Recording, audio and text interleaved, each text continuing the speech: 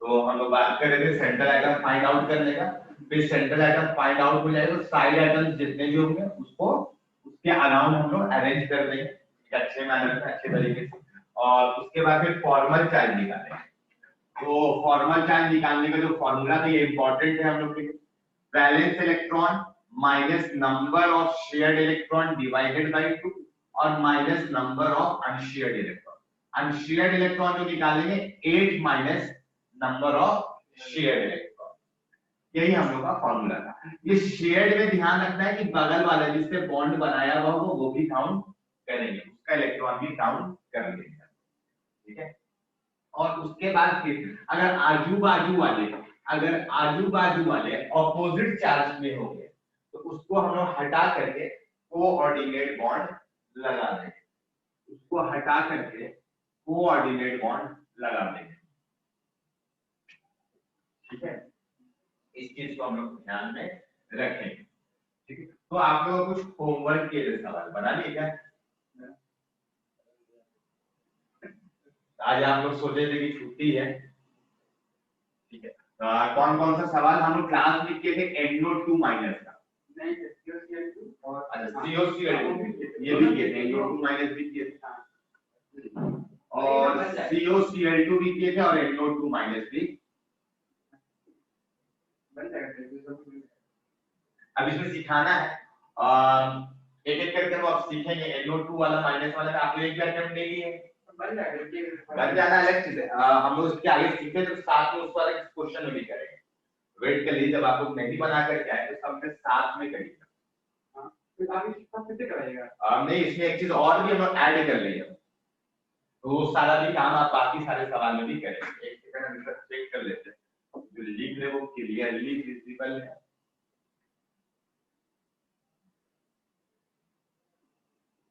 NO2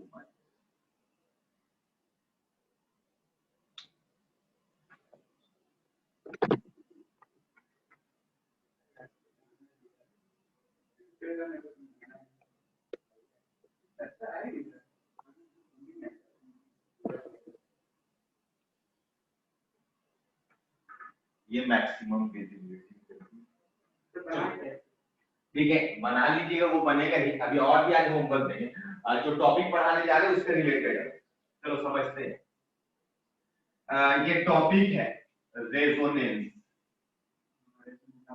resonance आपको resonance पहले समझेंगे फिर करना स्टार्ट करेंगे। अभी कुछ नहीं, जल्दी आज में कुछ भी नहीं करेंगे। रेजोनेंस क्या होता है, इसमें करते क्या चीज है, ये सारा कुछ हम लोग धीरे धीरे समझेंगे। देखो ये रेजोनेंस ऐसा टॉपिक है जो कि अभी हम समझाएंगे तो 50% ही समझ में आएगा। हम पहले आज बता दे रहे, इसके बाद फिर ऑर्गेनिक में वापस से रेजोनेंस है तो उस टाइम में 90% तक समझ में आएगा। ठीक है, और फिर पूरा ऑर्गेनिक पढ़ लेंगे तब फिर 100% बोलेंगे हाँ अब हमको रेजोनेंस में कोई दिक्कत नहीं। कब? जब 12th क्लास के एंड में रहेंगे तब पूरा रेजोनेंस समझ में आएगा। ये अभी हम पहले ही बता दिए, 50% क्लियर हो जाएगा। आपका सारा सवाल बनने लगेगा, आप सवाल भी बनाएंगे, सही बनेगा, फिर भी आप बोलेंगे सर वो वाला कॉन्फिडेंस नहीं आया। वो कॉन्फिडेंस आपका 12th क्लास में आएगा। अभी से लेकर के 1.5 साल और टाइम है। हाँ ठीक है, तब तक आप लोग सीख जाएंगे। ठीक है, इतना सीख जाएंगे कि आपको सवाल सही बनने लगेगा सारा। हाँ, लेकिन कॉन्फिडेंस अभी वो वाला बूस्टअप नहीं होगा। इसको कैजुअली लेना है। आसान टॉपिक है, कोई डिफिकल्ट नहीं, बस जैसे सिखाएंगे उसी चीज को करना है। अब देखो सबसे पहला हम लोग बात करेंगे रेजोनेंस में होता क्या चीज है। तो रेजोनेंस में पाई बॉन्ड जो होगा वो लोन पेयर में, लोन पेयर कहने का मतलब 2 इलेक्ट्रॉन्स में कन्वर्ट हो जाएंगे। एक पाई बॉन्ड को तोड़ेंगे, पाई बॉन्ड आपको समझते, पाई बॉन्ड पहला सिग्मा दूसरा पाई। तो एक सेकंड उसको पहले बता देते हैं, पहला सिग्मा पहला पाई। देखो जैसे मान लो कि ए और बी के बीच में बॉन्ड है, ए और बी, तो यहाँ पर हमको दिखाई दे रहा है कि टोटल एक बॉन्ड है। तो ये जो एक बॉन्ड है ना ये हमेशा क्या होगा, सिग्मा बॉन्ड होगा। एक बॉन्ड होगा कहीं पर भी तो वो हमेशा क्या होगा, सिग्मा बॉन्ड। ये जो है सिग्मा बॉन्ड है और इसको डिनोट करते हैं उस तरीके से। अब किसी मॉलिक्यूल में अगर 2 बॉन्ड हुआ, किसी मॉलिक्यूल में अगर 2 बॉन्ड हुआ तो एक सिग्मा होगा, दूसरा वाला पाई, एक सिग्मा और एक पाई, एक पाई, एक सिग्मा और एक पाई होगा। अगर किसी मॉलिक्यूल में अगर 3 बॉन्ड हुआ, 3 बॉन्ड हुआ तो एक सिग्मा होगा और 2 पाई होगा, एक सिग्मा होगा और 2 पाई होगा।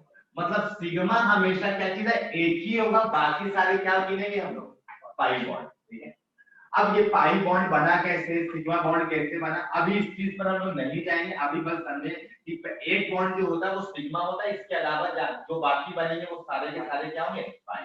ये सारा हम लोग फिल्म का जैसे होता है हीरोइन हीरो, ठीक है, वैसा सारा भी समझिए ट्रेलर, इसके अंदर में क्या होता है वो सारा कुछ हम लोग धीरे धीरे डिस्कस करें।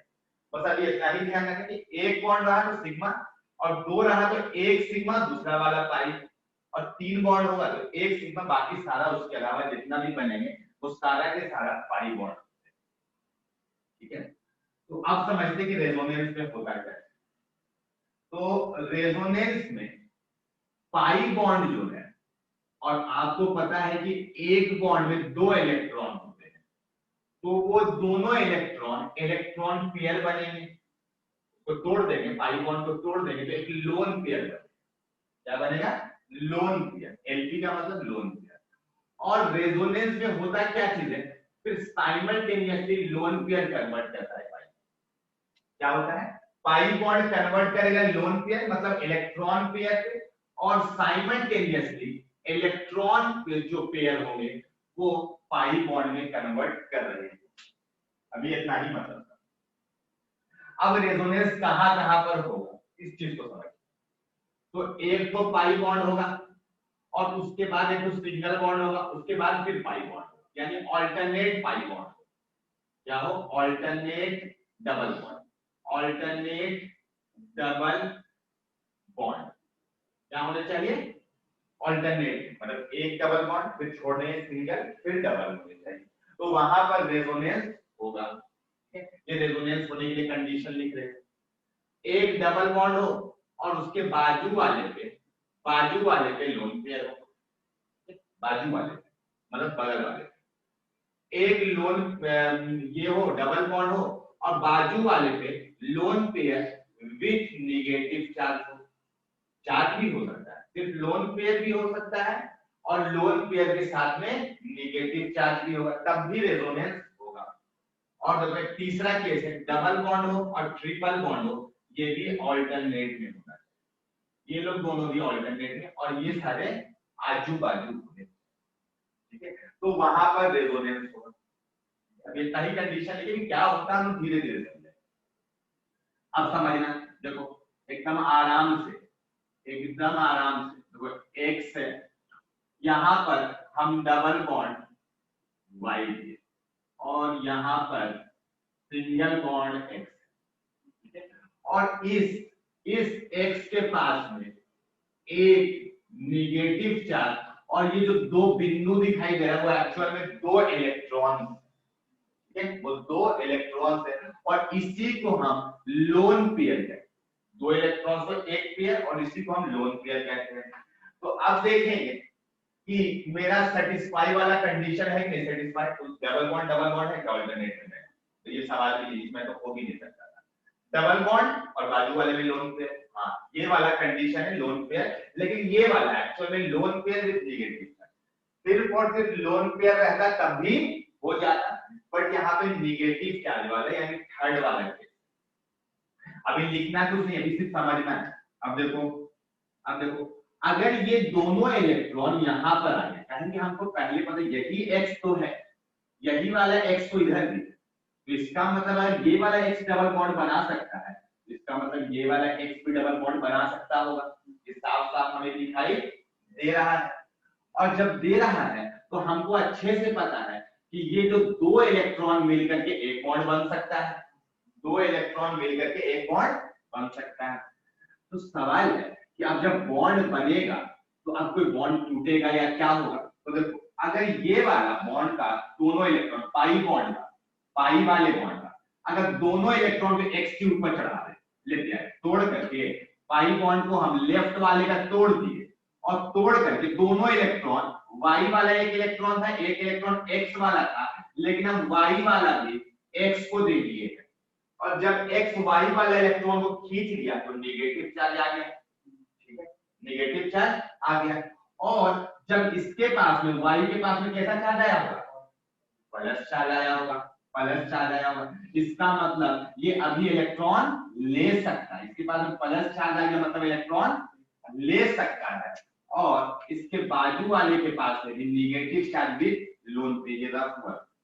अब होगा क्या चीज, अब होगा क्या चीज, अब देखो ये दो इलेक्ट्रॉन थे, y के साथ में बॉन्ड बना सकता है, कौन सा बॉन्ड, कोऑर्डिनेट, कोऑर्डिनेट बनेगा, दो इलेक्ट्रॉन साइमल्टेनियसली दिया है और दो इलेक्ट्रॉन बना, यहाँ से दो इलेक्ट्रॉन की वजह से जो बॉन्ड बना, तो y के पास में इलेक्ट्रॉन गेन हुआ है, इसके पास में कैसा चार्ज आएगा, नेगेटिव, लेकिन पहले से क्या चीज था, वो न्यूट्रल हो गया। इस ये इलेक्ट्रॉन एक तो y को दे चुका है, तो इसके पास में चार्ज कैसा था, प्लस, लेकिन पहले से कैसा चार्ज है, नेगेटिव, तो इसके पास में ओवरऑल नेट चार्ज कितना हो गया, 0, और y के पास में भी नेट चार्ज कितना हो गया।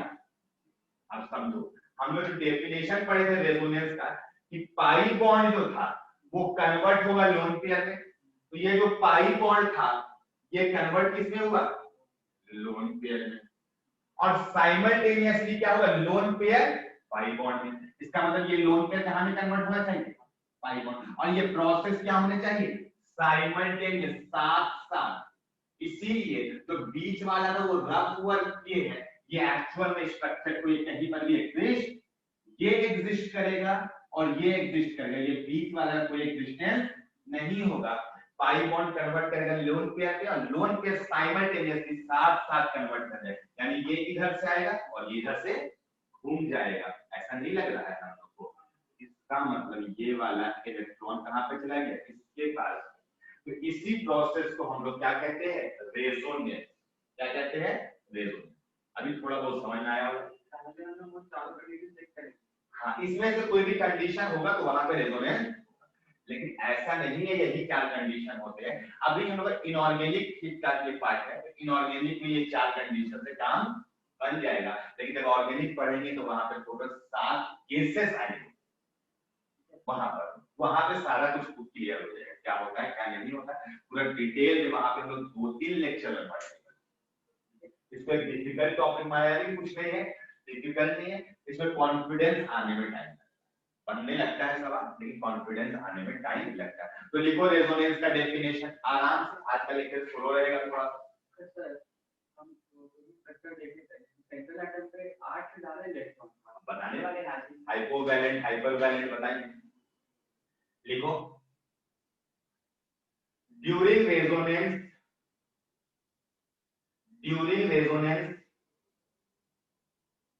pi bond is converted into lone pair.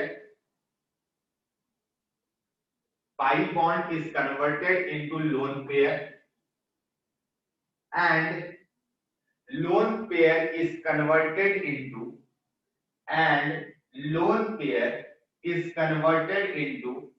pi bond simultaneously. Into pi bond simultaneously. Pi bond simultaneously, साथ साथ। ये प्रोसेस क्या चीज होते हैं, साथ साथ होते रहते हैं, ठीक है। अब एक लाइन छोड़ करके एक लाइन और लिखो, different structures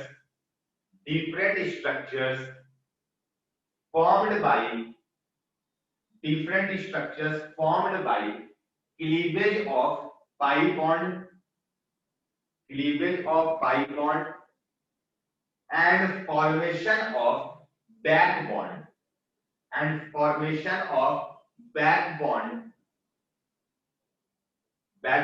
are called resonating structures.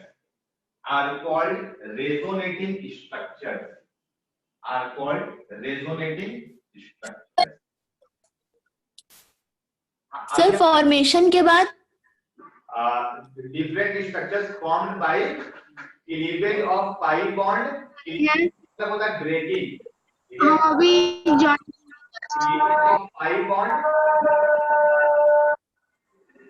cleavage of pi bond and formation of back bond and formation of back bond are called resonating structures, are called resonating structures.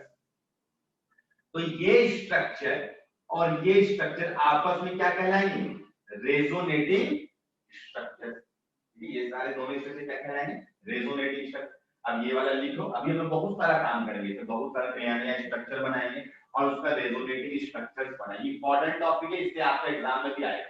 क्या आएगा कि धीरे धीरे उसके अंदर में जाएंगे। ये बनाओ इसको बस।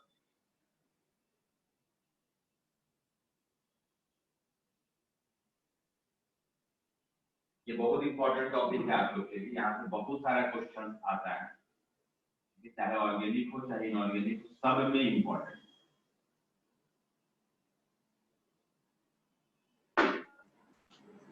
सर इससे पहले कौन सा टॉपिक पढ़ा है?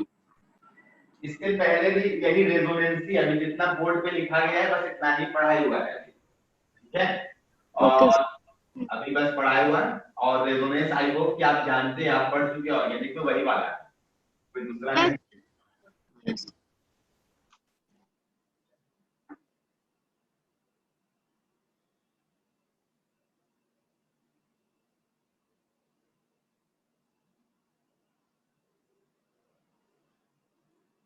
बना लिए स्ट्रक्चर। ये वाला कंडीशन अभी के लिए आप नोट कर ले, टेम्पोररी है, बाकी फिर हम लोग ये कंडीशन को याद भी नहीं रखना पड़ेगा। ऐसा ऐसा कंडीशन पढ़ लेंगे तो बच्चा रही हो।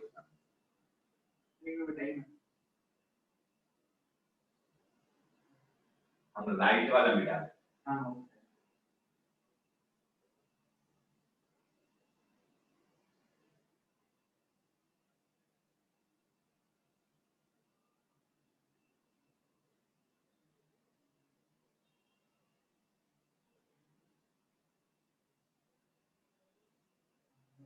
हो गया। चलो अब देखते हैं। देखो अभी जो हम स्ट्रक्चर लिए एक्स डबल बॉन्ड वाई और यहाँ पर x with lone pair with negative charge है, इसी का एक स्ट्रक्चर और बना दो। कौन सा स्ट्रक्चर बना? X y double bond x और इस एक्स के पास में लोन पेयर, और जिसमें हम दिखलाए ऐसे और ये एरो। ये हम लोग को इलेक्ट्रॉन का मूवमेंट का डायरेक्शन, कोई पूछेगा कि इस तरीके से एरो क्यों दिए, तो ये इलेक्ट्रॉन का मूवमेंट, इधर इलेक्ट्रॉन का मूवमेंट हो रहा है। और ये जो बीच में ये दोनों साइड एरो दी है, इसका मतलब ये इसमें कन्वर्ट हो सकता है और ये इसमें कन्वर्ट हो सकता है, दैट्स व्हाई। और ये लोग दोनों आपस में क्या कहलाएगा? रेजोनेटिंग। ये एक आरएस है और ये दूसरा आरएस है, रेजोनेटिंग स्ट्रक्चर, ठीक है? अब ना ये एग्जिस्ट करता है और ना ये एग्जिस्ट करता है, तो सवाल एग्जिस्ट कौन करता है? तो एक एग्जिस्ट जो करता है वो रेजोनेंस हाइब्रिड करता है, और उसको हम लोग ट्रिपल बॉन्ड से दिखाते हैं। ट्रिपल बॉन्ड में इक्विवेलेंस का साइन, जैसे इक्वल टू का साइन होता है, हम लोग जैसे यहाँ पे बनाते हैं तो यहाँ पे इक्विवेलेंस का साइन देते हैं, ठीक है? हम नीचे बना रहे हैं इसलिए हम यहाँ पे ऐसे करके इक्विवेलेंस का साइन दिए। अब कौन एग्जिस्ट करेगा? तो देखने की कोशिश करो कि x है, y है और फिर x है। अच्छे से देखिए, बहुत इंपॉर्टेंट चीज, यही वाला चीज सीखना है, यही वाला चीज सीखना है। तो देखो तो x और y के बीच में एक बॉन्ड तो हर टाइम रह रहा है, एक बॉन्ड तो दोनों स्ट्रक्चर बना और दोनों में एक एक बॉन्ड इन लोगों के बीच में। अब जो ये वाला जो पाई बॉन्ड है, एक टाइम में इसके पास में है और एक टाइम में इस वाले के पास में है पाई बॉन्ड। इसका मतलब कुछ ऐसा नहीं लग रहा कि एक ही पाई बॉन्ड है और ये दोनों के पास में एक एक टाइम में है, एक एक टाइम में है। तो देखो यहाँ पर इसका बॉन्ड ऑर्डर बात होगा, हम लोग नंबर ऑफ बॉन्ड्स को ही क्या बोलते हैं? Bond order. Number of bonds between two atoms is called bond order. तो ये कैसे निकालेंगे इसका फॉर्मूला, यहीं पर से सवाल आएगा आपका।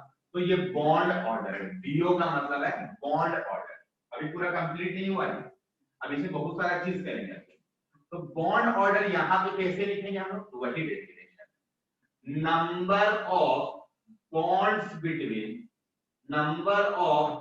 बिटवीन टू एटम्स, दो एटम जिसके बीच का निकालना है, number of bonds between two atoms in all RS, मतलब ऑल रेजोनेटिंग स्ट्रक्चर, ऐसे in all RS divided by total number of RS, total resonating structure. अब देखो टोटल रेजोनेटिंग स्ट्रक्चर, जैसे हमको निकालना है इस x और इस y के बीच, वो अलग चीज है, वो अलग वाला, हम इसके बीच वाला में निकालना चाहते हैं। तो bond order of x y, left वाले के साइड वाला का निकालना चाहते हैं, एकदम आराम से समझना है। अब देखो बॉन्ड ऑर्डर निकालना है किसके बीच का, एक्स और वाई के बीच में। तो number of bonds between two atoms in all are, तो इस एक्स और वाई के बीच में टोटल नंबर ऑफ बॉन्ड्स कितना है, 2 यहाँ पे और यहाँ पे कितना है, 1। तो टोटल बॉन्ड्स कितना हुआ, टोटल लिखना टोटल नंबर ऑफ बॉन्ड्स, तो कितना हो गया यहाँ पे 3, 2 इस वाले में है, दूसरे वाले में कितना है 1। तो ऑल आर सबका जोड़ है। और टोटल रेजोनेटिंग स्ट्रक्चर कितना बना है, 2, 1 और 1 2, रेजोनेटिंग स्ट्रक्चर टोटल कितना है 2। तो इसका मतलब इसका बॉन्ड ऑर्डर कितना आया 1.5। इसीलिए हम उसे लिखवा दे फ्रैक्शन, एवरेज भी हो सकता है bond order, number of bond average में बात की। तो ये तो हम लोग फॉर्मूला के बेसिस पर पढ़े। अब लोग देसी तरीके से समझते हैं, झारखंड वाले भाषा पे, तो यही वाला एक पाई बॉन्ड है जो 2 जगह पे मूव कर रहा है। तो 2 जगह पे मूव कर रहा होगा, आधा आधा होगा दोनों जगह पे, तो आधा होगा, एक तो है ही है और आधा है, तो बॉन्ड ऑर्डर कितना होता है 1.5। दिखाई दिया? अभी रुको, अभी नहीं, अब जो हम लोग NO2 माइनस का स्ट्रक्चर बनाए थे उसका रेजोनेटिव स्ट्रक्चर बनाएंगे। NO2 माइनस का जो हम लोग स्ट्रक्चर बनाए थे उसका रेजोनेटिव स्ट्रक्चर बनाने में इंटरेस्ट है।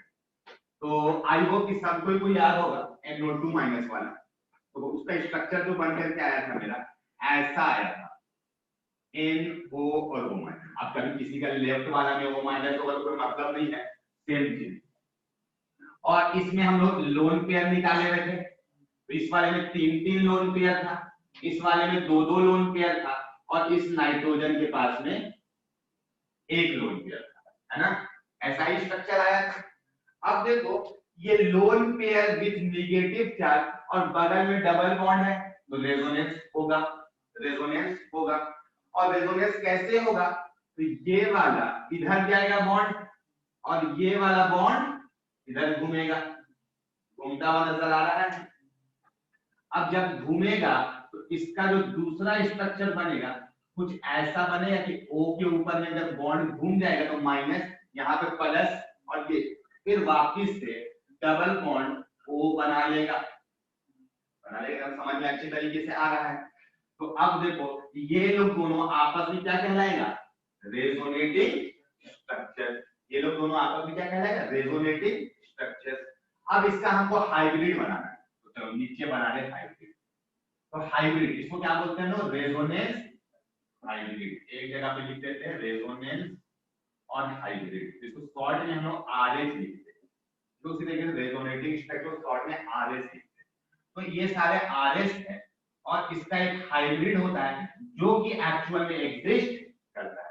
सवाल इससे हम लोग केमिस्ट्री नहीं समझ सकते थे, इसीलिए इसको बनाते हैं, ठीक है? तो लेविस से पूछा गया कि तुम्हारा जो बताए थे कॉन्सेप्ट उससे तो 2-2 स्ट्रक्चर बन रहा है, तो उन्होंने ही बताया था ये लोग दोनों एक्चुअल में रेजोनेटिंग स्ट्रक्चर है। ये क्या हो रहा है, यहां से यहां, मतलब क्या चीज हो रहा है, ऑस्सिलेट हो रहा है। ये वाला बॉन्ड यहां से यहां ऑस्सिलेट हो रहा है और इसी ऑस्सिलेशन को क्या बोला जाता है, रेजोनेंस। इसी ऑस्सिलेशन को क्या बोला जाता है, रेजोनेंस। यानी ये बॉन्ड यहां से यहां, यहां से यहां, तो इसी प्रोसेस को बोला जाता है ऑस्सिलेशन को ही रेजोनेंस कहा जाता है। अब देखो ये O है, ये O है, तो फिर से चाहो तो बॉन्ड ऑर्डर फॉर्मूला से निकाल लो, या फिर हम लोग को दिखाई दे रहा है कि किसी टाइम में ये वाला पाई बॉन्ड यहाँ पर है और किसी टाइम में ये वाला पाई बॉन्ड यहाँ पर है, यानी ये वाला पाई बॉन्ड यहाँ से यहाँ मूव कर रहा है, यहाँ से यहाँ पाई बॉन्ड मूव कर रहा है। तो अगर बॉन्ड ऑर्डर हम निकालें तो देसी तरीके से निकालेंगे तो कितना निकलता है, एक पाई बॉन्ड है, आधा इधर आया होगा, तो इसका मतलब 1.5। और फॉर्मूला से अगर निकाले बॉन्ड ऑर्डर तो किसके बीच का, नाइट्रोजन और ऑक्सीजन के बीच का निकालना है, तो कितना हो जाएगा 1 और यहाँ पे 2, तो टोटल कितना बॉन्ड है 3, टोटल कितना बॉन्ड हुआ 3। कितना रेजोनेटिव स्ट्रक्चर बना, ये तो रेजोनेंस हाइब्रिड है, तो इसका मतलब 2, तो 1.5 आया। बोलो बॉन्ड ऑर्डर निकालने के सीख है। अगर बॉन्ड ऑर्डर निकालने सीख है तो क्या बॉन्ड लेंथ निकालने नहीं सीख है? दिखने लगा? बस यहाँ पे कैसे कैसे सवाल आने वाला है, बॉन्ड ऑर्डर आ जाता है। दूसरा सवाल आ जाता है कि बताओ बॉन्ड लेंथ क्या होगा, अभी करेंगे उसका भी हम लोग करेंगे, एकदम आराम से एकदम सीखना है। अब देखो चार्ज के बारे में भी बात करना होगा। अब सिर्फ हमको बॉन्ड्स के बारे में पाई बॉन्ड पे बात करने से काम नहीं चलने वाला है। अब हमको चार्ज को देखते हैं, चार्ज को आराम से चार्ज को देखते। तो देखो अगर देखा जाए तो ये टोटल कितना चार्ज है, एक निगेटिव, और ये एक निगेटिव कितने आइटम्स पर जा रहे हैं, दो एक्स आइटम्स पर जा रहे हैं। यहां पर टोटल एक निगेटिव है और 2 ऑक्सीजन आइटम्स पर जा रहे हैं। तो इसका मतलब एक पर कितना चार्ज होगा, आधा। टोटल चार्ज एक है और दोनों पे जा रहे हैं इक्वली अमाउंट पे, तो एक में कितना चार्ज होगा 1/2 और दूसरे वाले में भी कितना होगा 1/2। अरे बात समझ में? तो यहां पर भी चार्ज कितना होता -1/2 और यहां पर भी चार्ज कितना होता -1/2। तो मतलब कि हम लोग बोल सकते हैं कि टोटल चार्ज कितना है, या फिर ऐसे आप चेक कर सकते हैं कि एक चार्ज यहाँ पर है पहले वाले में और दूसरे वाले में नहीं, तो क्या बोल सकते हैं कि -1/2 स्ट्रक्चर्स में एक में है तो -1/2 प्रोबेबिलिटी आएगा, तो -1/2। या फिर हम लोग ऐसे करेंगे कि 2 आइटम्स में एक चार्ज डिवाइड हो रहा है, एक चार्ज है 2 आइटम्स में डिवाइड हो रहा है, इसका मतलब कि -हाफ मिलता होगा, तो चार्ज भी इस बार हाफ में मिल रहा है। बोलो बातें समझ में आ गई? यही कॉन्सेप्ट है। अब कॉन्सेप्ट यूज करने वाले इसका एप्लीकेशन आप देखेंगे, ठीक है? तो पहले इसको नोट करो फिर एप्लीकेशन देखेंगे।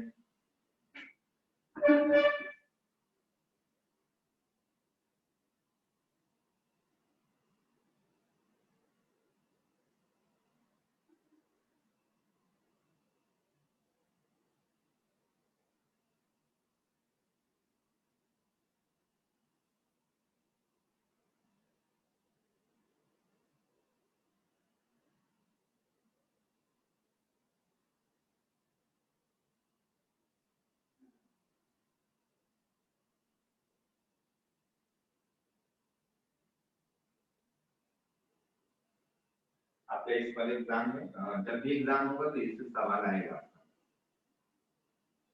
क्या आएगा तो देखेंगे।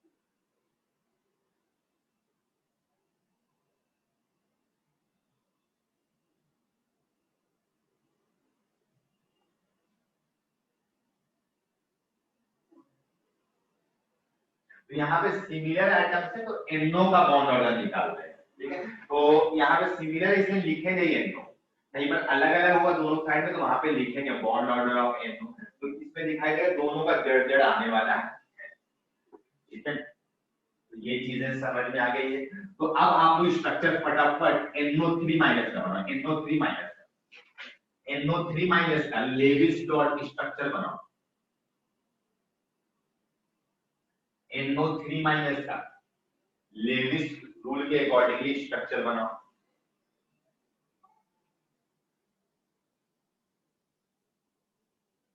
NO3 माइनस का, ये सवाल नंबर हम लोग 3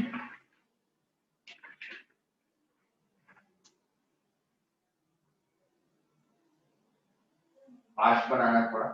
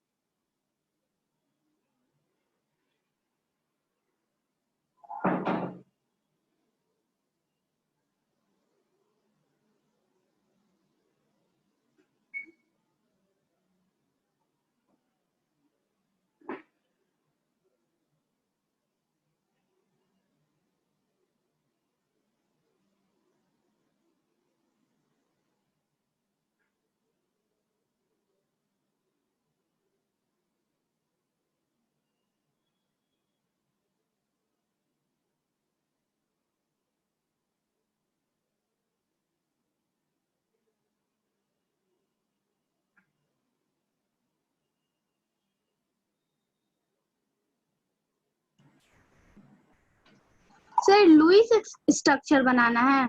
हाँ, लुईस स्ट्रक्चर। सर ये तो हम लोग बनाए, आप होमवर्क दिए थे ना। हाँ, होमवर्क दिए थे, लेकिन कुछ लोग हैं जो कि बना करके नहीं आए। ठीक है, तो इसमें निकाले होंगे आप लोग n1। ठीक है, n1 निकाले तो 5 + 6 × 3 18 और +1 जोड़े होंगे तो 24 आया होगा। n2 निकाले तो 8 × 4 32 आया होगा। तो यस यहाँ सर। से आप लोग n3 निकाले होंगे तो यहाँ पर से n3 8 आ गया, तो नंबर ऑफ बॉन्ड 4 आया होगा। इसी तरीके से n4 यस निकालेंगे सर। 16, तो नंबर ऑफ लोन पेयर्स जो आया होगा 8 आ गया। 8। हाँ। 8 आ गया होगा। तो अब इसका आप स्ट्रक्चर ड्राइंग किए होंगे तो n o o थोड़ा सा खूबसूरत से हम लोग बनाते हैं, वरना ऐसे भी बनाते थे, कुछ फर्क नहीं पड़ता, लेकिन खूबसूरत सा बनाएंगे। अब देखो n के अराउंड तीनों एटम्स को अरेंज कर दिए और टोटल बॉन्ड्स कितना है मेरे पास में? 4। 4 बना दो, 4 बना दिए, 4 ऐसा बनाए होंगे। अब सवाल 3 तो दिखाई दे रहा है, चौथा कहीं पे भी लगा दो, किसी भी ओ पर, ओ में डबल बॉन्ड है ना। अब फॉर्मल चार्ज निकाले होंगे आप लोग सबका, तो इसमें भी माइनस आया यस होगा, सर। इसमें भी माइनस आया होगा और इसमें प्लस आया होगा। एकदम आया, ठीक है। Yes sir. फॉर्मल चार्ज निकला है। चलो, जब फॉर्मल चार्ज निकल गया तो क्या आप देख पा रहे हैं, क्या आपकी आंखें देख पा रही है कि यहाँ पे रेजोनेंस हो रहा है? नहीं देख पा रहा है? Yes sir. यहाँ पर ऐसा, यस सर। ये बॉन्ड घूमेगा ऐसे ऊपर, ये बॉन्ड ऐसा भी है घूमता हुआ। तो जब घूमेगा तो इसका एक स्ट्रक्चर यहाँ पर O-, यहाँ पर O- और यहाँ पर डबल बॉन्ड O बनेगा, है ना। इस साइड से बन गया। देखो अब तीसरा इधर से वाला बनाया गया, एक तो इस साइड वाला बनाया और एक इस साइड वाले से बना सकते हैं, क्या है कि 3 स्ट्रक्चर ना ल्यूइस का बनेगा। कोई इस वाले O के साथ में डबल बॉन्ड रखेगा, कोई इस वाले के साथ में रखेगा, तो वही को बोलते हैं रेजोनेटिंग स्ट्रक्चर। तो 3 पॉसिबल स्ट्रक्चर। जो तीसरा पॉसिबल हमें दिखाई दे रही है, ये O- और ये वाला भी O- और यहाँ पर डबल बॉन्ड O आता हुआ दिखाई दे रहा। तो यही टोटल 3 स्ट्रक्चर्स बने। अब कोई बोले सर अभी भी तो बन रहा है, हम नहीं कोई वाला मैच भी कर जाएगा, ठीक है। तो इतना ही बनेंगे जो डिफरेंट स्ट्रक्चर्स, जो डिफरेंट होंगे। आपको बोले सर ये तो घुमा देते तो ऐसा ही लगता है, हाँ घुमाने वाला बात नहीं है ना, रोटेशन का बात नहीं करेंगे। चलो, तो इसका एक हाइब्रिड बनेगा, है ना। ये तीनों तो रेजोनेटिंग स्ट्रक्चर्स था, तो हाइब्रिड बनाओ, हाइब्रिड। तो हाइब्रिड तो इस टाइम में 3 तो मेरे पास में हर टाइम में बॉन्ड दिखाई दे रहा है, ठीक है। अब बोलो कि यहाँ पर बॉन्ड ऑर्डर के हिसाब से निकाल लो कितना कितना आएगा, या फिर हमें दिखाई दे रहा है कि ये एक पाई बॉन्ड है और यही वाला 3 जगह पे बढ़ रहा है। एक ही पाई बॉन्ड कहाँ पे बढ़ता है, कितनी जगह पे? 3 जगह। तो एक जगह पे कितना आएगा, 1/3 आता होगा, है ना। एक ही पाई बॉन्ड है तो 1/3 आएगा, है ना। और टोटल चार्ज कितना है मेरे पास में, हर में नाइट्रोजन के पास में प्लस चार्ज, टोटल चार्ज मेरे पास में कितना है, 2। तो 2 कितने जगह पे बढ़ रहा है, 3 जगह पे। 3 जगह पे कितना बचेगा, सब में कितना मिलेगा, सबको इक्वल मिलेगा। ऐसा नहीं है खाना ज्यादा हम खा लेंगे, ठीक है, ऐसा नहीं है, बराबर है केमिस्ट्री। और सेंट्रल एटम पूरा है, वो तो हर टाइम में पूरा पूरा पूरा है, उससे मतलब यहाँ पे कभी उसमें जितना है उससे कोई फर्क नहीं पड़ता। अब देखो चार्ज भी हम लोग कर लिए, अब देखो बॉन्ड ऑर्डर फॉर्मूला से निकालेंगे। बॉन्ड ऑर्डर फॉर्मूला वैसे हम लोग को दिखाई दे रहा है, तो bond order of NO bond, ठीक है, कितना आएगा, तो देखते हैं कितना आएगा। तो कोई वाला भी चूज कर लो, इस और इसके बीच में चूज कर। तो यहाँ पे कितना बॉन्ड है, 2, यहाँ पे एक 3 और यहाँ पे 4। तो टोटल बॉन्ड नाइट्रोजन और ऑक्सीजन के बीच में कितना है, 4। टोटल रेजोनेटिव स्ट्रक्चर कितना बना 3, तो ये वैल्यू कितना आएगा 1.33। और अगर हम लोग ऐसे मतलब देसी तरीका से निकालते 1 + 1/3 आता तब भी 1.33 ही आता, तो बॉन्ड ऑर्डर आ गया। अब इससे सवाल क्या है, रुको उसको लिखने का टाइम लेते हैं। सवाल क्वेश्चन क्या चीज है, कंपेयर बॉन्ड लेंथ, बीएल का मतलब bond length of NO in NO2 minus and NO3 minus, ऐसा सवाल आएगा। तो हम लोग को पता है कि बॉन्ड ऑर्डर जो होता है NO बॉन्ड का, ये इसका जो होता है NO2 माइनस में और NO3 माइनस में अगर बात करें तो आपको पता होगा कि NO2 माइनस का भी जस्ट निकाले 1.5 आया था 1.5, और अभी जस्ट निकाले NO बॉन्ड का NO3 माइनस में कितना आया 1.33। तो क्या हम लोग बॉन्ड लेंथ नहीं निकाल सकते हैं NO बॉन्ड का, इसका ज्यादा होगा NO3 माइनस का, क्योंकि जिसका बॉन्ड ऑर्डर कम उसका बॉन्ड लेंथ ज्यादा। तो इसका मतलब NO2 माइनस और NO3 माइनस में NO3 माइनस का बॉन्ड लेंथ क्या होगा। तो ऐसा सवाल आपके एग्जाम में आएगा। कैसे निकालेंगे, तो बॉन्ड ऑर्डर, और बॉन्ड ऑर्डर कैसे निकालेंगे, तो ये जो अभी स्ट्रक्चर बनाने में जो टाइम लगा ना, अभी ये टाइम हम ले लेंगे कुछ दिन के बाद जब हम लोग पढ़ेंगे तो स्ट्रक्चर आप चुटकी में बना देंगे, समझ में आया। और चुटकी में जब बना देंगे स्ट्रक्चर तो बॉन्ड ऑर्डर तुरंत निकाल लेंगे रेजोनेंस करके, और रेजोनेंस करके बॉन्ड ऑर्डर निकल गया तो आपका बॉन्ड लेंथ निकल गया। और अभी हम लोग को यही मेथड सीखना है। आकांक्षा, उस्मा, अदिति, कहीं कोई डाउट है तो पूछ लेना। No any doubt sir.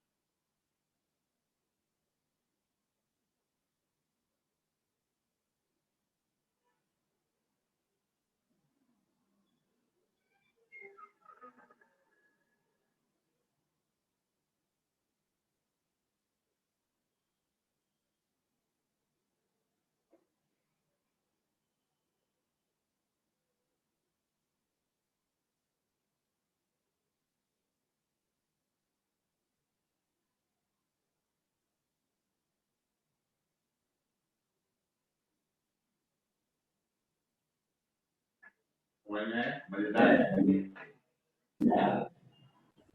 अभी एक और करेंगे सवाल, बाकी सारा आपको होमवर्क में जितना दिए थे उसके अलावा और होमवर्क पढ़ेगा। वो होमवर्क वाला सवाल अभी नहीं करेंगे हम लोग। अब कुछ सवाल जो है हम फिर से आज देंगे नया, जो आज का करना था हम लोग को, और जो सवाल कल होमवर्क दिए थे वो होमवर्क कल के लिए हो गया, आप लोग बना करके आएंगे, और कुछ सवाल में भी और ऐड करेंगे आप लोग के लिए।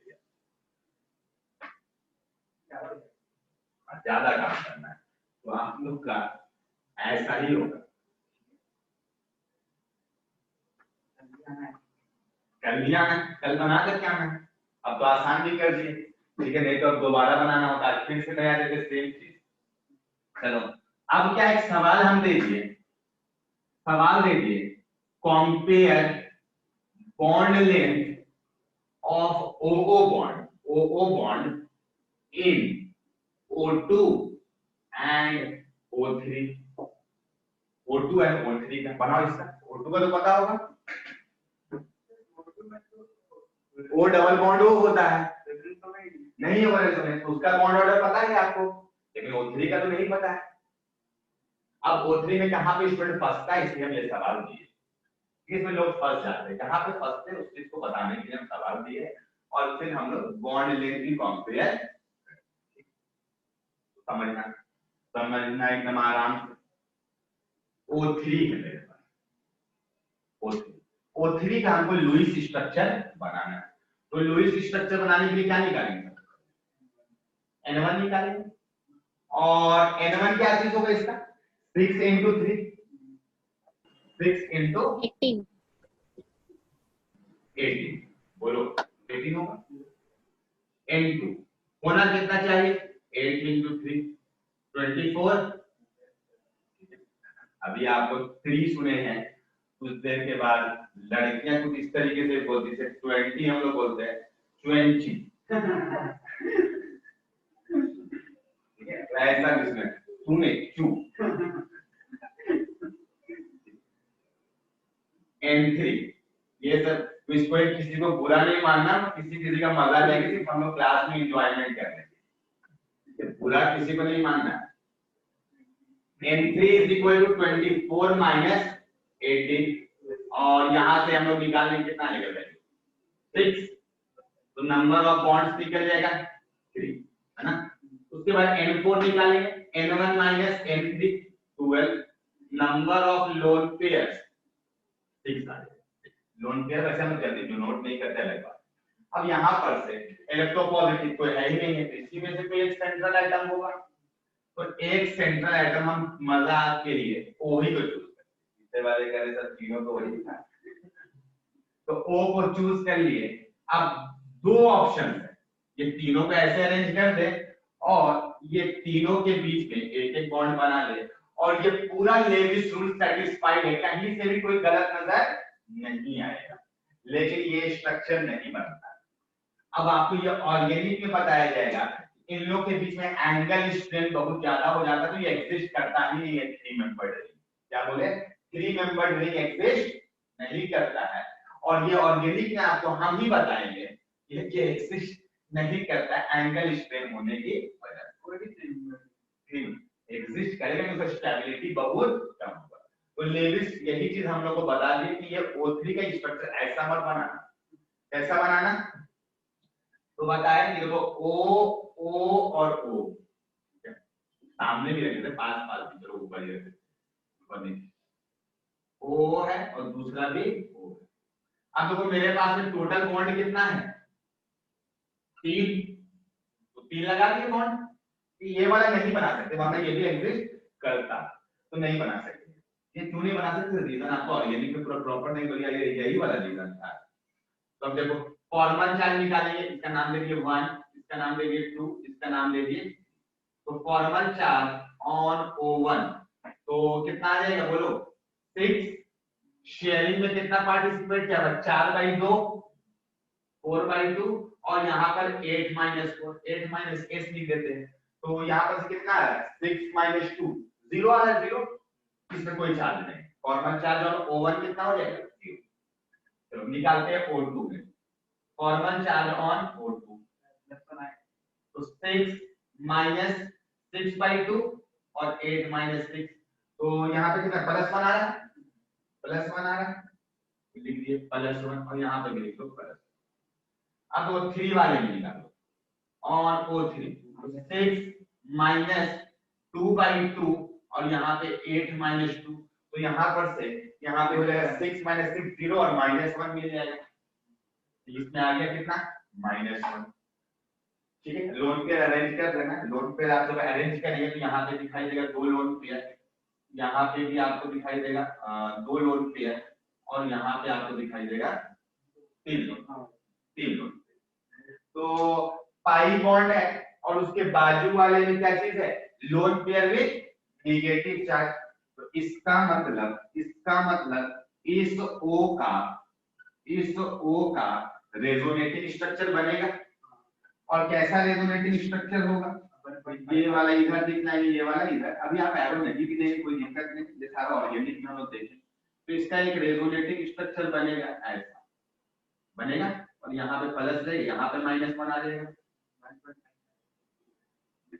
प्लस माइनस, अब देखो इसका एक रेजोनेंस हाइब्रिड बनेगा, कैसा बनेगा, तो ये तीनों O तो रहेगा और एक पाई बॉन्ड जो है कभी यहाँ है कभी यहाँ, यानी यही वाला पाई बॉन्ड का यहाँ यहाँ मूवमेंट हो रहा है उसी पाई बॉन्ड का।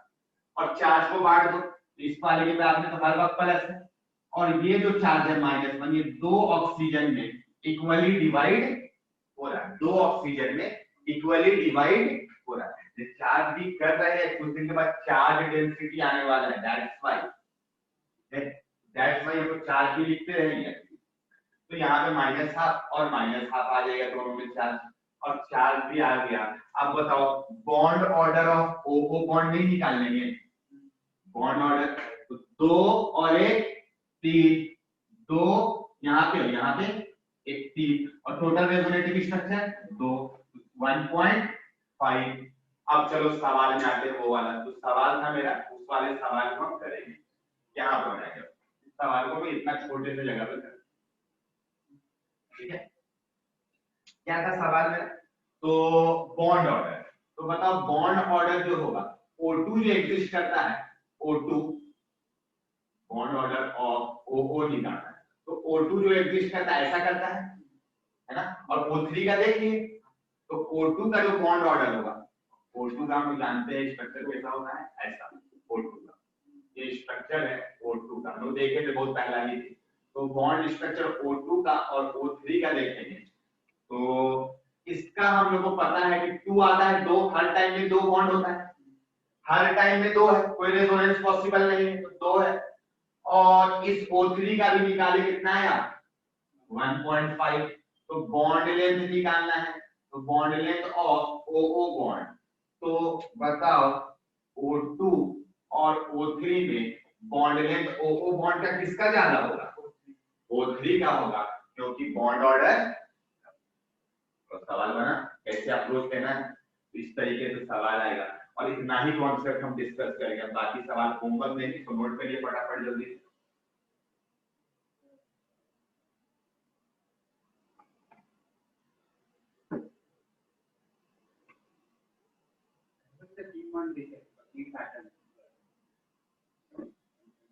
अब हम देंगे कुछ होमवर्क, जिसको आप कल घर से बना के आएंगे, उसके बाद हम कुछ और पढ़ेंगे। वो मे बी दो लेक्चर से एक लेक्चर के बाद, कल के बाद, बस बहुत करीब है हम लोग।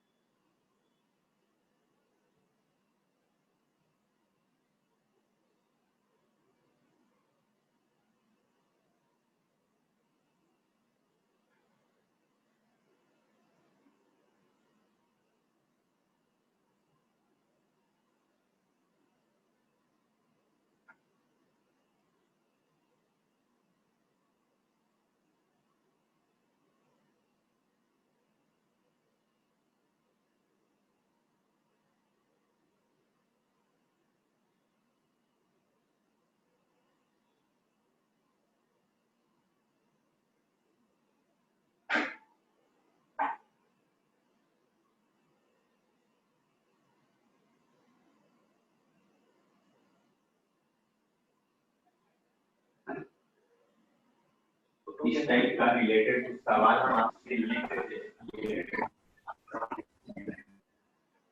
सवाल होमवर्क के लिए लिखते थे।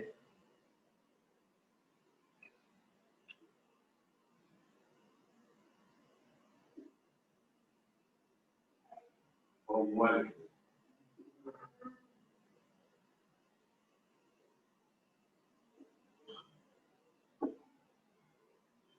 ये होमवर्क के लिए सवाल है। Compare bond length in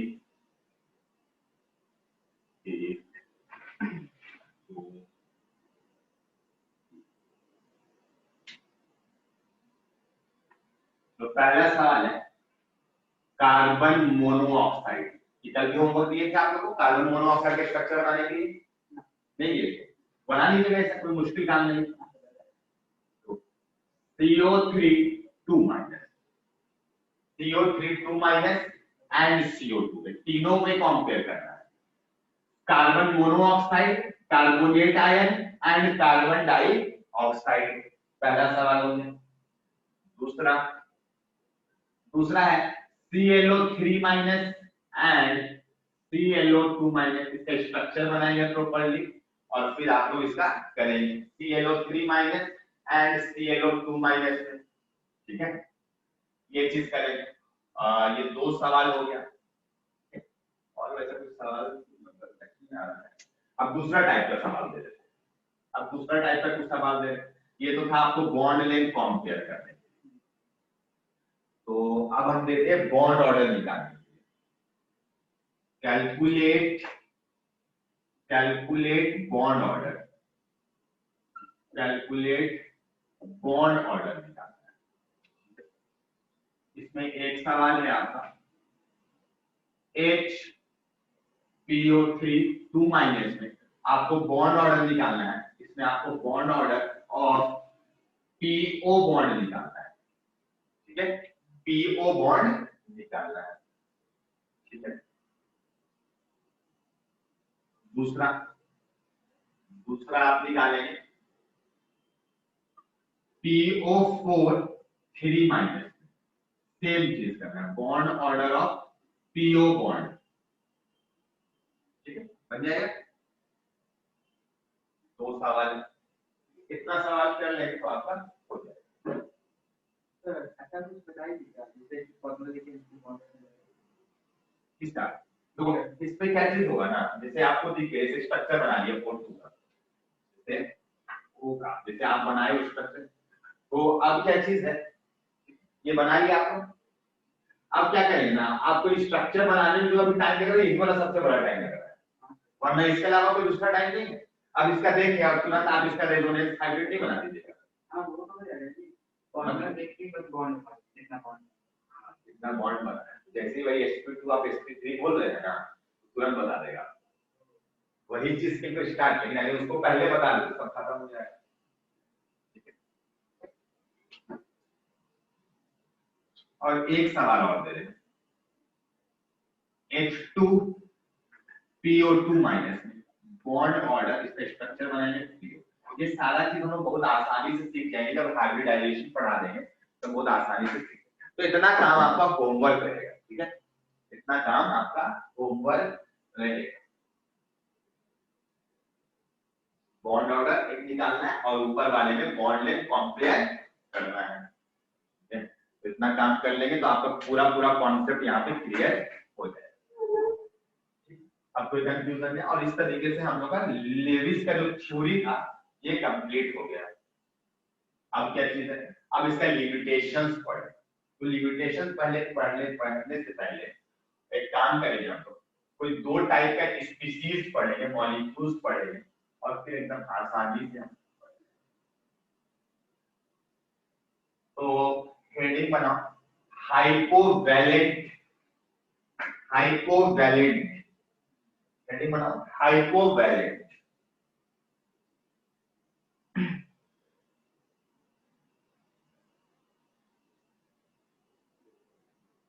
बना लिए हेडिंग। देखो 2 चीज होता है, हाइपोवैलेंट होता है, दूसरा हाइपरवैलेंट होता है। तो हम लोग का जो लुईस का जो रूल था वो क्या बताया था, कोई भी एटम या कोई भी चीज बॉन्ड इसीलिए बनाता है ताकि उसका ऑक्टेट क्या चीज हो जाए, कंप्लीट हो जाए, ताकि उसका ऑक्टेट क्या चीज हो जाए, कंप्लीट हो जाए। बट देखा गया कि कुछ ऐसे भी कंपाउंड है जो बॉन्ड तो बनाए हैं लेकिन उसका ऑक्टेट कंप्लीट नहीं हो रहा है, या कुछ ऐसे भी कंपाउंड है जो बॉन्ड बनाने के बाद ऑक्टेट से ज्यादा इलेक्ट्रॉन रख रहे हैं। लेकिन लुईस हम लोग क्या बताए थे कि कोई भी एटम बॉन्ड इसीलिए बनाता है ताकि उसका ऑक्टेट क्या चीज हो जाए, कंप्लीट। तो देखा गया कि कुछ हाइपोवैलेंट है, हाइपोवैलेंट उसको कहते हैं जिसमें 8 इलेक्ट्रॉन से कम। तो लिख लो एक लाइन इसमें, हाइपोवैलेंट में molecules molecules in which central atom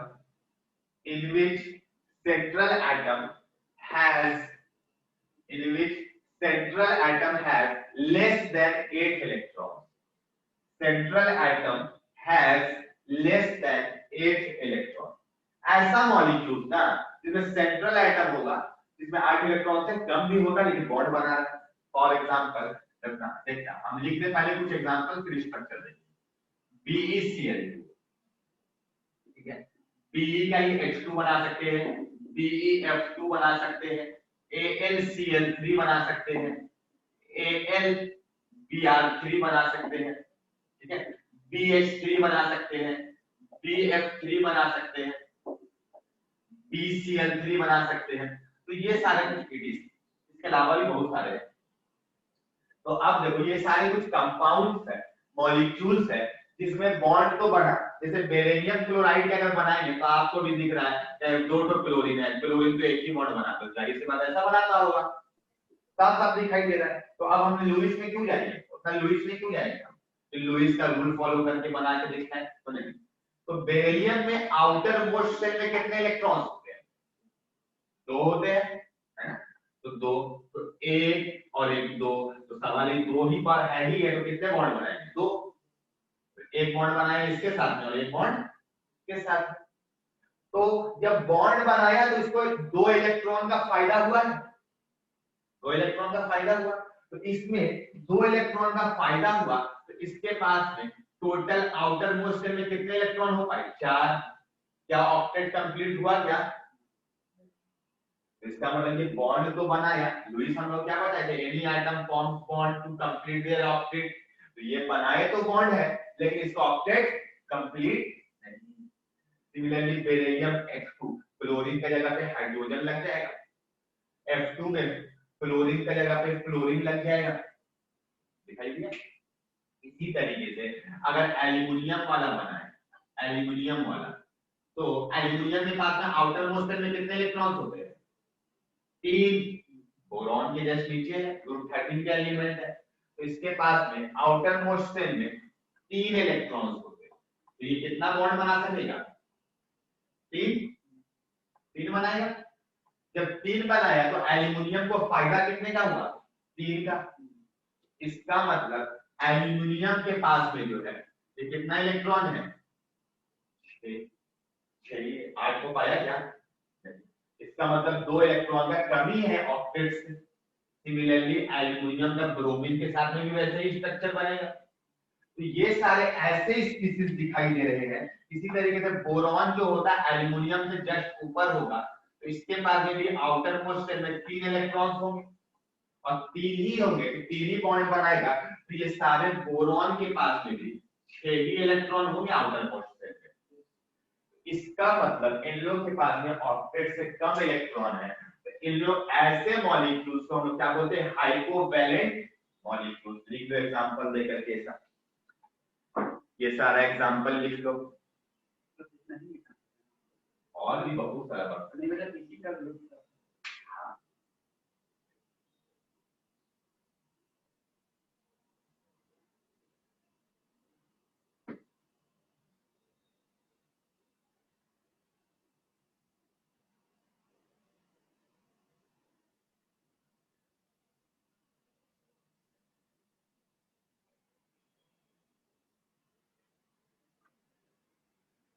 लिखिए क्या, स्ट्रक्चर बना लो टोटो, ताकि 3 ही बनाए, 3 बना लो, दिख जाएगा आपको 6 इलेक्ट्रॉन है. तो 8 होना चाहिए लेकिन इन लोगों के पास में इलेक्ट्रॉन्स का कमी है.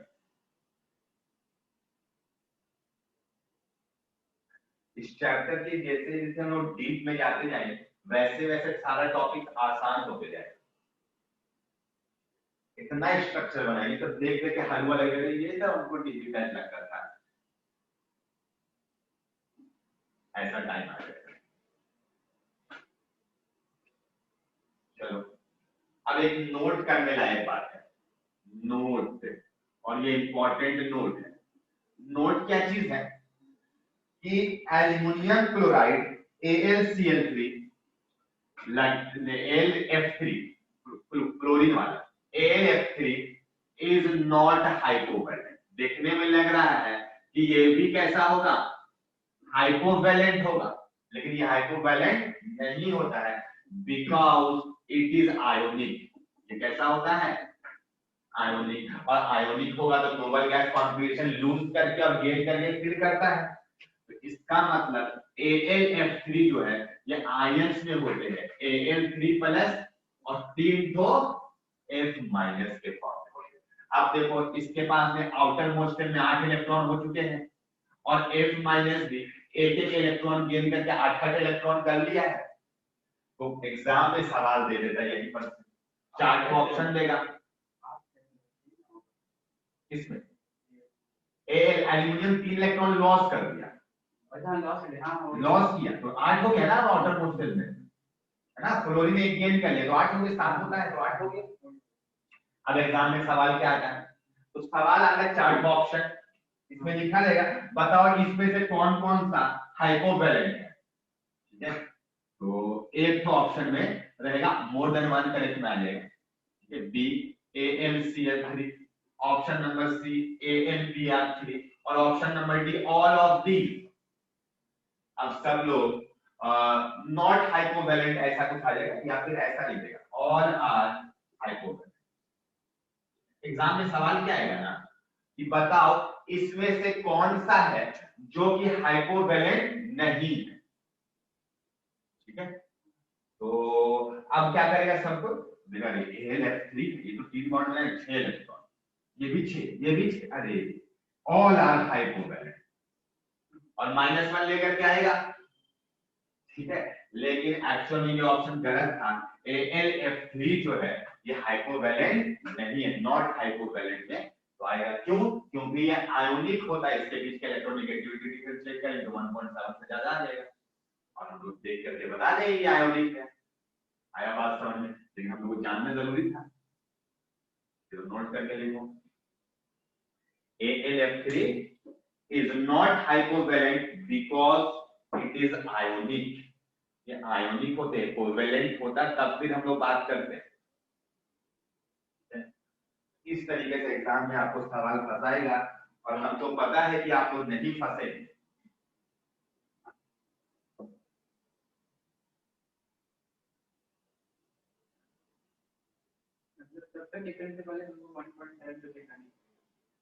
ये चीज को ध्यान में रखना है।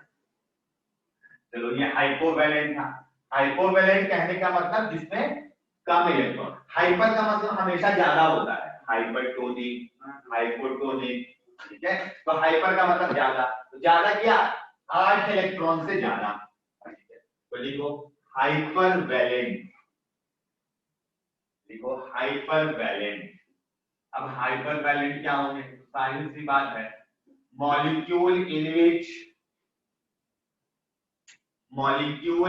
which central atom has more than 8 electrons, molecule in which central atom has more than 8 electrons, ठीक है। more than 8 electrons होंगे, उसमें हम लोग क्या करना है और उसी को हम लोग हाइपरवैलेंट कहते हैं। फॉर एग्जाम्पल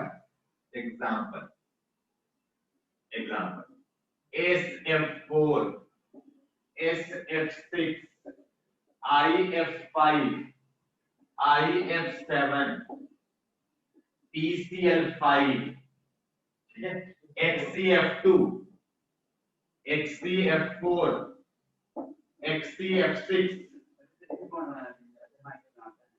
ठीक है, इथेनॉल बनाता है।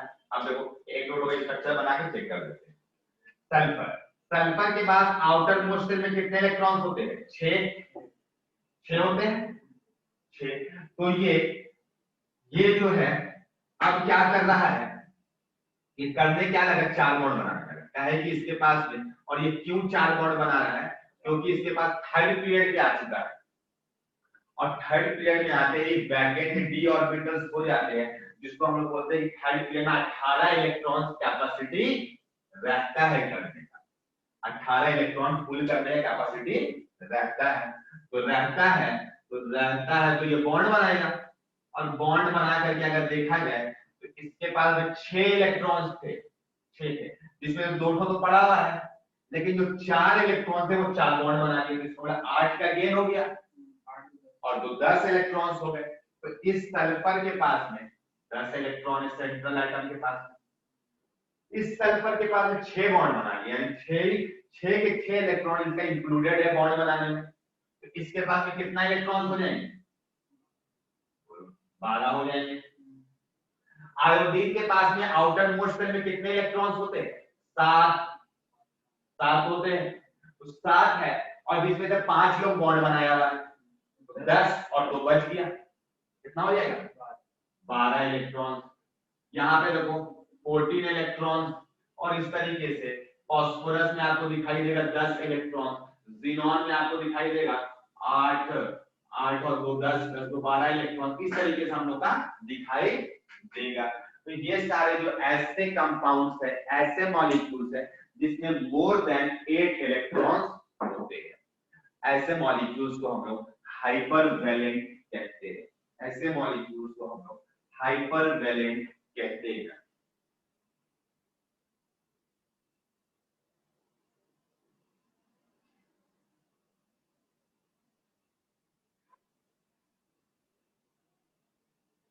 हो गया? हाइपरवैलेंट और हाइपोवैलेंट समझ में आ गया? तो हाइपोवैलेंट वो होते हैं जिसमें 8 से कम होते हैं, और हाइपर वो होते हैं जिसमें 8 से ज्यादा होते हैं। तो वैसे को हम लोग हाइपरवैलेंट कहते हैं। अब जो लुईस थे, वो लुईस ये सारा चीजों के बारे में हमको एक्सप्लेन नहीं किया, दूसरा कभी रह गया। बोले कि हाइपरवैलेंट भी एग्जिस्ट करते हैं, हाइपोवैलेंट भी एग्जिस्ट करते हैं, फिर आप क्यों नहीं बताए? आपका रूल गलती है, ठीक है? तो ये 2 गलती तो अभी पकड़ में आ गया। तो तीसरा गलती उनका और विस्तार से है। तीसरा गलती ये है कि अगर हम आपको दे देते कि NO2 का स्ट्रक्चर बनाओ, तो आप नहीं बना पाते। देखो क्यों नहीं बना पाते? अगर हम आपसे बोल देते कि देखो NO2 का स्ट्रक्चर बनाओ, तो आप तो कैलकुलेट करते N1, तो 5 नाइट्रोजन के लिए, ऑक्सीजन के लिए कितना होता?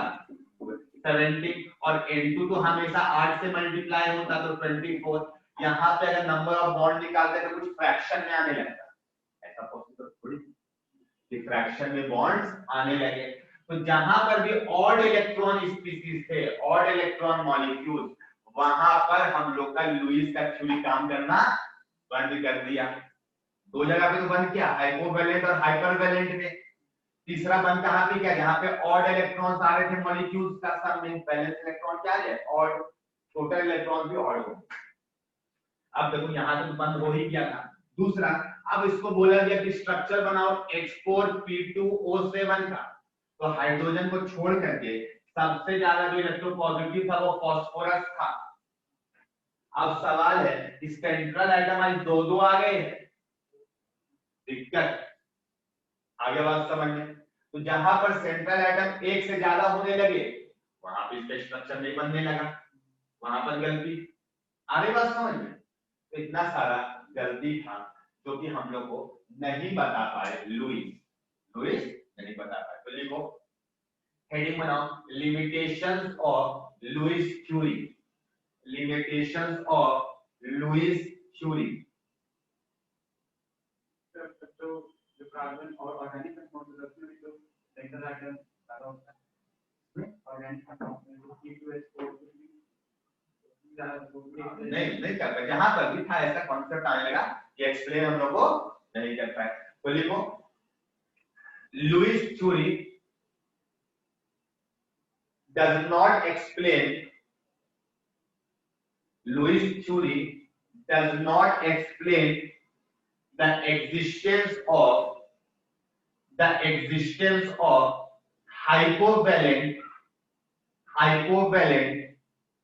and hypervalent species या molecules, hypovalent and hypervalent molecules, इसके बारे में हम लोग को लुईस नहीं बता पाए।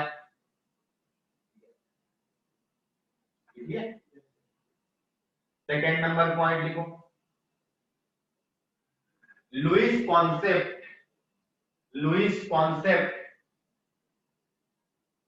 does not applicable for odd electron molecules. Odd electron molecules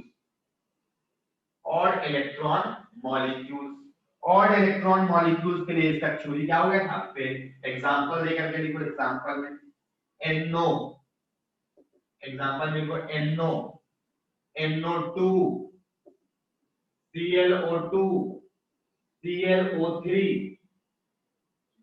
तो ये सारे कुछ एग्जांपल्स लिखे जिसमें हम लोग का लुईस का कॉन्सेप्ट नहीं काम कर रहा था। ठीक है, लुईस का कॉन्सेप्ट ये सारी जगहों पर काम नहीं कर रहा था। थर्ड नंबर पॉइंट लिखो। सर आप होमवर्क में ये CO CO2 अब वो सारे एग्जिस्ट करेगा, NO नहीं दिए है, हमको पता है कहाँ पे एग्जिस्ट करेगा, कहाँ पे एग्जिस्ट। ClO3 माइनस दिए है ताकि वो इवेंट बन जाए, ClO2 माइनस दिए है ताकि वो इवेंट बन जाए। और रहेगा तो हम लोग नहीं निकाल पाएंगे। आया बात समझ में? तो सवाल वैसे ही बनाया है। ठीक है, यहाँ पे कोई दिक्कत नहीं समझ में। चलो अब नेक्स्ट नंबर पॉइंट देखो। लुईस थ्योरी या लुईस कॉन्सेप्ट जो भी लिखना है, does not applicable for molecule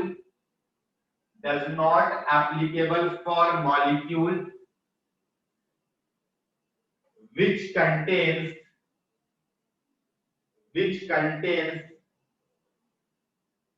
more than one central atom. Example H4P2O7। एक सेंट्रल एटम से ज्यादा जहां पर हो रहा था उसका कॉन्सेप्ट को वो एक्सप्लेन नहीं कर पाए लुईस। तो ये भी एक तो कमी रह गया इनका थ्योरी में। तो ये सारा कुछ कमी है जिसको हम लोग लिखेंगे। ठीक है, तो ये सारी चीजों को हम लोग ध्यान में रखेंगे। एग्जाम में आता है कि लुईस थ्योरी का लिमिटेशन क्या क्या था, तो आप बता लेंगे, है ना। कोई दिक्कत नहीं कॉन्सेप्ट में, कहीं भी सारा कॉन्सेप्ट क्लियर। आप लोग को ऑनलाइन में कोई दिक्कत होगा तो नेक्स्ट क्लास में आप पूछ लेंगे। नेक्स्ट क्लास आप लोग का कल है, कल टुमारो